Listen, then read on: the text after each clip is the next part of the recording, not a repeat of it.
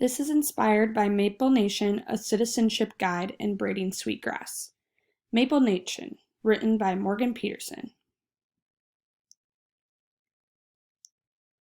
I live in a small town that is obsessed with maple everything. It sounds ridiculous, but it is true. Yes, we are even named after it. I want to start the story off with a little background. My name is Nova Jane Smith, and I am about to be in the 4th grade. I was born and raised in Maple Nation. My daddy is the mayor, and my mom is on the school board. I do not know life outside of Maple Nation. We are all family in this town. When I get lonely, I just visit my old friend Ken. He owns the only grocery store we have in town.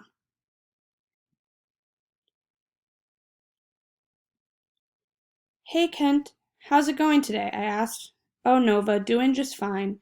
The maple trees are blooming and I am about to get a huge shipment of maple syrup in today, he explained.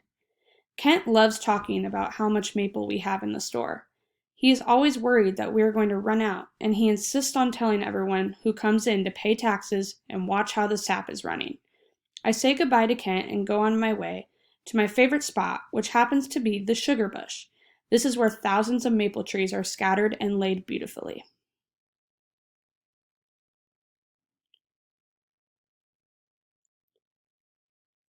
Maple Nation is an interesting town. I tend to wonder what other towns are like. Do they care so much about a particular thing in their town? Maple Nation, I swear, has more trees than people in it. I think to myself how this town just keeps on running, and all I think of is the trees. Just last week, Mr. Turner used firewood for warmth as he forgot to pay his oil bill. Or even how the fire department uses maple contributions to have a monthly pancake breakfast.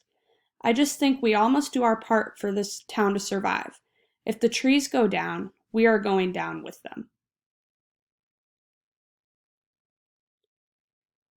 As I walk back to my house, I see my father in the window. My mother is standing over him and has her hand on his shoulder. My father looks unwell. He is rubbing his head and looks stressed out. I walk into the house and my mother jumps suddenly. Oh, Nova dear, you scared me. The look in her eyes looked sad and sunken in. I knew something was wrong. What happened? I said suddenly. My father looked at me and just mumbled something about how he made a commitment to this town and something about how could this be happening. I looked at Mother and she pointed to the room and she followed me.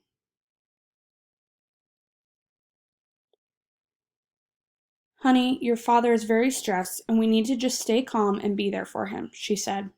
I asked a million questions and she stated that there is something called climate change happening and it is putting a lot of stress on the maples.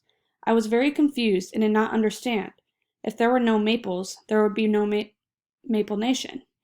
I ran to my father and said that we had to do something about this. He said there will be a town meeting and that it would be best to just tell the town then.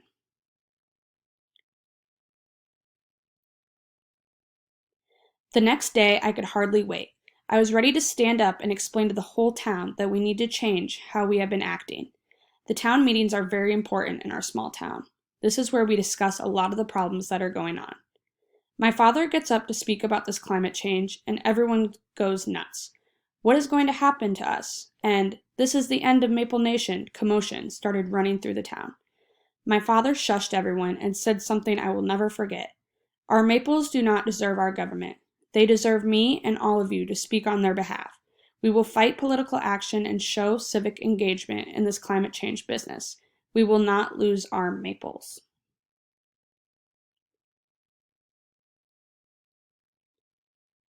Everyone in the town was cheering, and that is how the Maple Nation Bill of Responsibilities was made. We led with the wisdom of maples and made sure that they were never going to end. Maple Nation lived on for years to come, thanks to the community caring about what is most important to them. This story should show you to fight for what you believe in.